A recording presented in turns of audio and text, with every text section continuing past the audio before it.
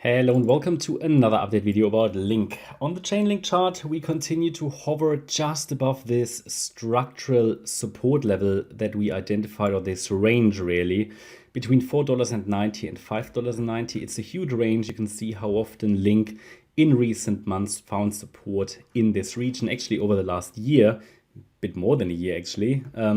Most recently, it started to produce lower lows and lower highs, and we can identify a nice trend channel on the chart.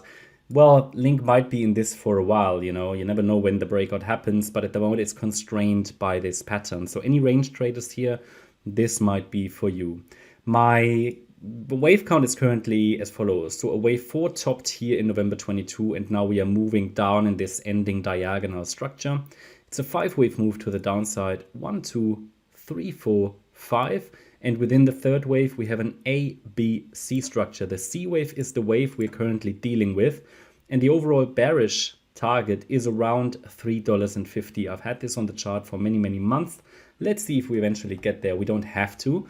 But if we don't, then I need to see some evidence that Link is doing something more bullish. For example, a break out of the descending trend channel to the upside.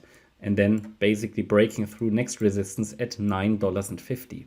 This is a key breakout point. Link tried to break above it for many, many months in 2022, but failed.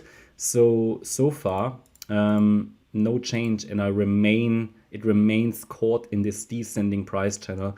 Not really bullish, not really bearish, but certainly not bullish. So, be aware that this could easily break down to that bearish target down there if it follows the projection of the wave count.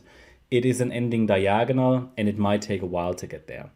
1, 2, 3, 4, 5 is the wave count. After basically here, this C wave of a wave 3 is complete, we would expect a corrective rally in a fourth wave. If this rally is impulsive, then we can talk about something more bullish. It would need to be a 5-wave move, at least above the B wave high, $8.45, and then a break above $9.50. When we complete this move down, I do expect some kind of a more substantial rally, okay? But it doesn't look complete yet. Let's go to the 4-hour chart. Here, we can still see our so far unchanged wave count on the way down, a 1, 2, 1, 2 setup, wave 3, wave 4 could be done, and then a wave 5 to the downside. At the moment, the drop since Thursday's high, last week Thursday, the drop is in 3 waves only. So what is absolutely possible is that this fourth wave extends a bit higher in a flat structure. This is micro counting, right? But we have 3 waves in an A wave, 3 waves in a B wave, which overshoots to the downside sometimes. And then the C wave could be quite aggressive. This is possible. However, doesn't really matter because the resistance goes all the way up to $6.92. Only above $6.92 on the micro level, this might need relabeling, and basically re-evaluating. Until then, the wave 4 could extend a bit higher. That's absolutely a possibility. It just has that look, It has that look like a flat structure. Wave 4s often produce so-called flat structures. They are sideways corrections. When we break below this descending trend line here, and you have a very ugly head and shoulders pattern, then it should confirm that the wave 5 is in the making. Wave 5 of 3, then a wave 4 and a wave 5 to complete this C wave. Targeting, what would be the target for this third wave? I believe I highlighted in the last video already.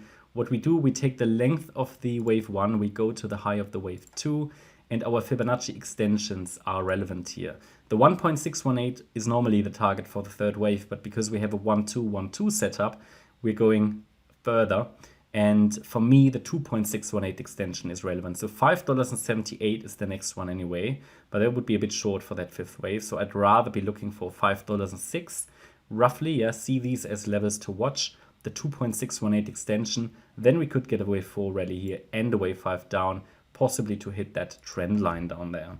And then the larger fourth wave rally could begin. That's just at the moment how I see it. Wouldn't be surprised if this changes because, look at the chart. We're sort of moving in this price channel.